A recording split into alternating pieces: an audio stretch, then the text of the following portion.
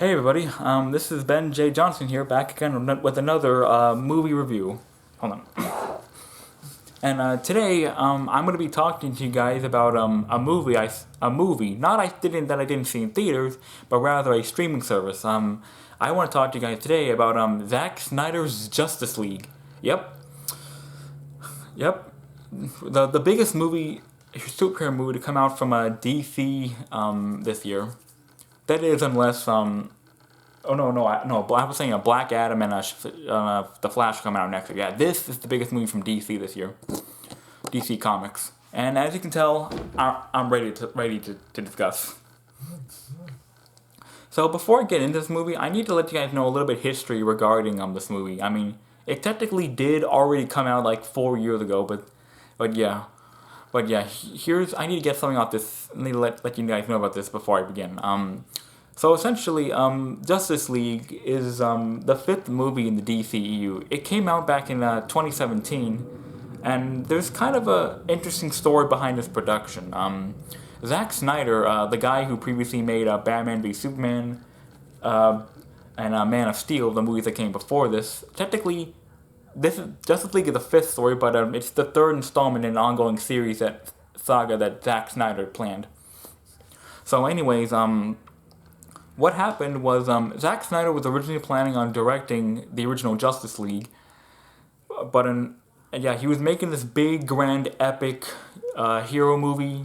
But one day, while he was working on it, his daughter, Autumn Snyder, unfortunately died, and he was so heartbroken that he couldn't work on the movie anymore. So in his place, he stepped down from the film, and Warner Brothers hired Joss Whedon, the guy who previously did Marvel's The Avengers and Age of Ultron, which were both movies in the MCU, to redo the movie. But over time, he started doing less and less of. He started recreating Zack's original script less and started doing his own thing. And Warner Bros. For some reason didn't really reject this. They just said, yeah, you can just do whatever you want. We don't really care. So yeah, the film came out. It did well at the box office, but fans and critics were really polarized by it. There was even an article that said they called it a Frankenstein type of movie, where two different versions of the same movie are trying to coexist with each other.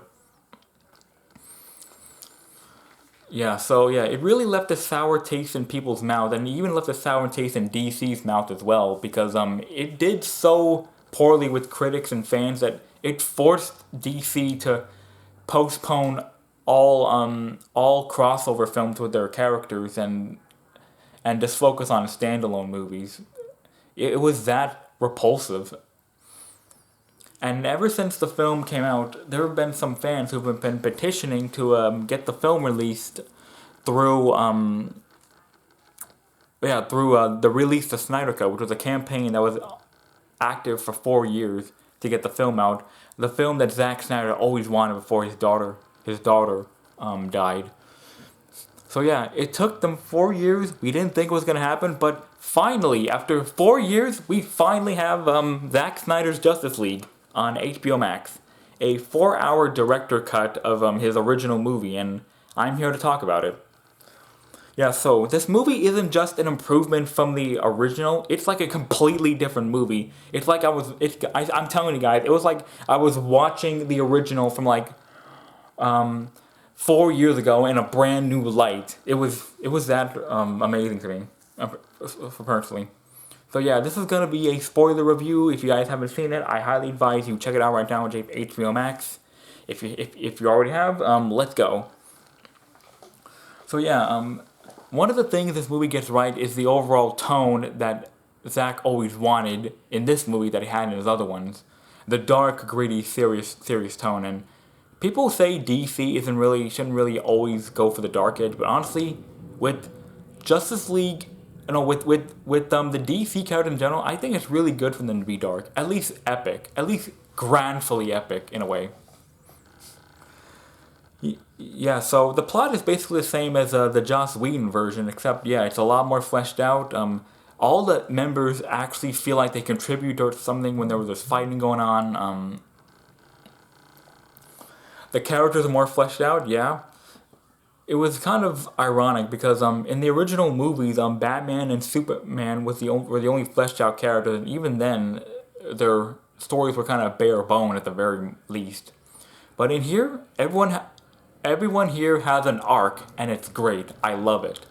Like for example, oh yeah, Cyborg is probably the biggest highlight in this entire movie. Ray Fisher's character, superhero. Yeah, there's an entire subplot about his mom, his dad, how his dad looks to him as a monster and a freak. How he doesn't how he wants to find his special gift and stuff, and how he fits in this world being a robot. In the original version, there was only maybe like one scene in the entire film that was probably like this, but in here, it's an integral part of his character. We see him on the baseball field, his mother watching him. Both of his parents tragically die, and it really hits him hard. Like, for example, his mom dies taking him home from this basketball ball game because his dad couldn't be there, and his dad actually dies trying to stop Steppenwolf from getting the mother box. It's really kind of, it's not really tear-jerking, but it was really grand in how they did it. I mean, that's another thing. Steppenwolf, Siren Hinds' character, Siran Hinds, yeah, sorry, I can't get his name right. Anyways, Siran Hinds' character, Steppenwolf, yeah, he is epic in this version. In the original, he actually looked kind of stupid now that I kind of rewatched the original after this. He was, not only did he have a dumb looking design, but he was so one-dimensional. Probably the most one-dimensional villain in all of comic book movies. He was speaking whenever he didn't need to speak, and he just didn't look that much threatening. He didn't even look like he was even there half the time, especially in the final battle scene where they're all fighting him and stuff. Anyways, in here, he's epic. He is amazing. He's all spiky. He actually looks quite intimidating, and best of all, he actually has like actual character motivation. In the original, he wanted to take over the world because movie's gonna happen. But in here, he's yeah, I have my DVDs. Anyways, he's so complex with me. He's not like super cinema complex like Thanos or Norman Bates, but he's really complex regardless. Like, for example, the three villains that were cut from Desaad and Darkseid, the towering behemoth of the DC universe, yeah, he's in here. And, yeah, Steppenwolf's motivation here does not just to take over the world, but not to get back to his home world and prove himself to Darkseid that he's competent.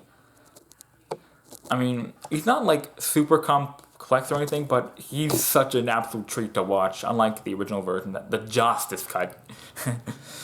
Anyways, and there's this really nifty one scene in the movie that expands on Flash's character as well. There's a girl named Iris West who Flash saves while applying for a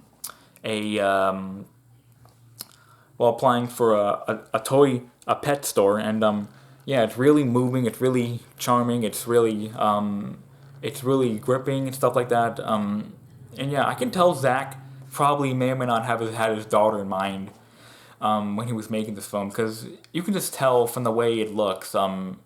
Yeah, he probably got teared up, and I wouldn't blame him.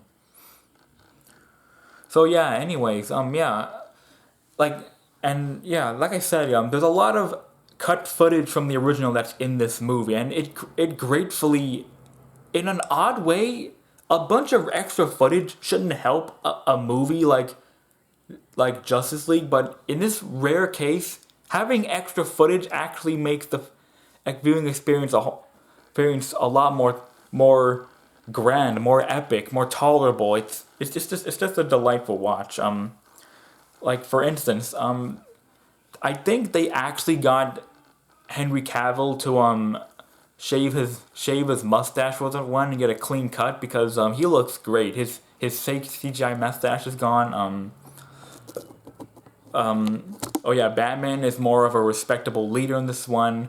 Oh yeah, the fight scene where the Justice League are trying to stop Superman, yeah, that one actually looks a whole lot better. It's not all comedy. Yeah, a lot of the comedy from the Joss Whedon version here is gone, and I really appreciate for them doing that. I mean, in a way, in the original version, almost every character had at least one laughing line. But in here, Flash is the only one who has any really funny lines whatsoever, and I think that's a great way to balance things out. And yeah, all the extra footage that's in this movie greatly benefits the story of what it's going for. There's a ton of scenes like this that expand upon every single scene in the original version that I think is wonderful. But one scene in particular that I really like is I'm not gonna say all the scenes because I kind of want to make this a shorter review, but one theme that I did like from the original was no, in this version that got added was the inclusion of the Batmobile. Like for example, in the final battle when the Justice League are on the way to like this little mountain thing where Steppenwolf is putting the mother boxes in. Batman gets into his Batmobile, he shines the light, we don't see the Batmobile, there's a bunch of parademons in front of him, and all of a sudden, boom! He just races out the Batmobile in full shining view, and that's the part when he starts running from them in the original, but yeah, it's just kind of a shame that Joss Whedon forcefully had to cut that out. Yeah, there's a lot of great things that Joss Whedon it was kind of a crime for him to cut out, and yeah. Now, do I have any bad things about this movie? I will, because yeah, this really isn't much of a critique, but whenever Wonder Woman was on screen, doing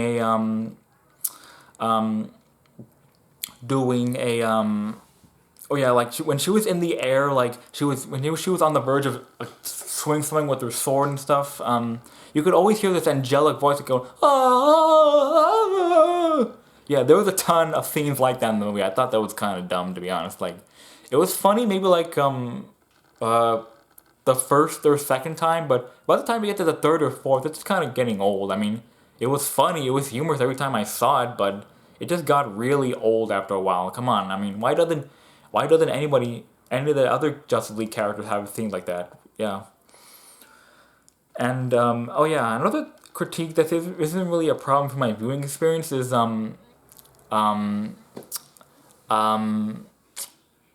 yeah, the 4-hour runtime. I mean, this didn't really ruin the movie for me per se, but I was left a little bit puzzled as to whether or not this was the entirety of Zack's image. Like, was it really gonna be a 4-hour movie? I mean, you couldn't tell which scenes were pulled from his original cut and which ones were brand new shot. But did he really intend this to be like a 4-hour movie? I mean, I don't mind. I don't, but I mean, don't get me wrong. I was enjoying all the new scenes he put, but I just don't know if I really enjoyed the runtime per se. I think this could have been like a 3.5 hour. Like, I mean, I'm not no way trying to disrespect Zack Snyder's amazing vision, but I just feel like a little bit of me could have taken off the runtime and it would still been epic. And one more thing that's kind of I want to complain about. The film is actually, whether you're on a TV or a phone, the film is displayed in a 16 by 8 shot, kind of like what I'm doing here.